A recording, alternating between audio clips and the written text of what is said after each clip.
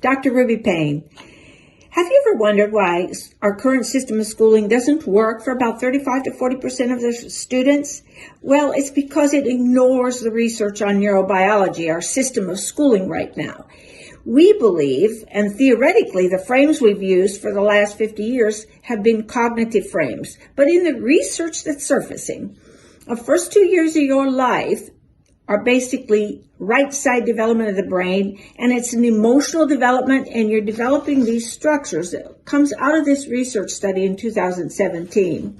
And what we're looking at here is the fact that you develop your brain stem, which is a survival brain, and it happens as a part of safety and belonging. It goes then to your amygdala, where is memory and learning occurs. And then it goes to your cortex, where you assign language to it. So basically, it's the emotional side of the brain. And then it goes over to the cognitive side, where you integrate it and regulate it. Well, what we know from many of our students, that given the trauma, given the backgrounds they come from, parts of this brain development on the right side, which is the emotional side of the brain, are only partially developed because of their environment. What we do in the school business, a child comes in, they can't read, we know what to do about that, and we immediately start our academic intervention. But a child comes in with emotional issues, we label them emotionally disturbed, but we don't really do anything to develop those structures in the brain.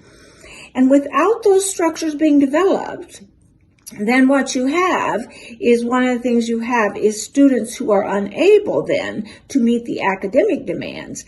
And as we learn more about neurobiology and how you do that, we'll be better able to develop systems that allow that to happen. Rather than repeating over and over again the cognitive piece, we're going to have to go back and look at how we do development of some of the emotional pieces so that we can get high achievement.